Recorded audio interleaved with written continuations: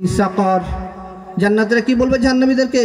মা সালাকাকুম ফি সাকার, কোন জিনিস তোমাদেরকে আজকে কঠিন মুহূর্তে সম্মুখীন করলো, কোন জিনিস তোমাদেরকে জাহান্নামের মধ্যে নিক্ষেপ করলো?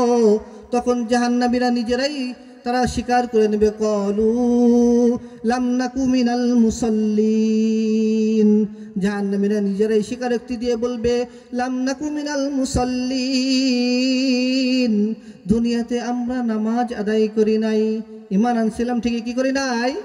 নামাজ ঠিক মতো আদায় করি নাই।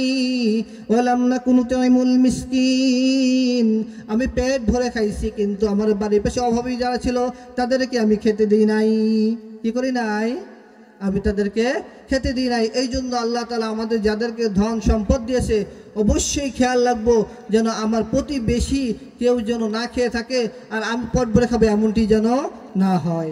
রাসূল আকরাম সাল্লাল্লাহু আলাইহি ওয়াসাল্লাম বলেন, প্রতিবেশীদের সম্পর্কে এত বেশি জিবরাইল আলাইহিস সালাম আমাকে বলতেছিল, আমার একটা সময় মনে হচ্ছিল হয়তো প্রতিবেশীদেরকে আল্লাহ তাআলা ওয়ারিস বানিয়ে দিবেন। এই জন্য প্রতিবেশীর প্রতি লক্ষ্য রাখা। 2 নম্বর তারা কি বলেছে জাহান্নামে যাওয়ার একটা কারণ, ওয়ালাম নাকু নুতঈমুল মিসকিন, আমরা অভাবীদেরকে খেতে দিইনি, আমরা অভাবীদেরকে খাওয়াইনি। ওয়ালাম নাকু নুতঈমুল মিসকিন ওয়া কুন্না নাখুদু মাল খাইদিন।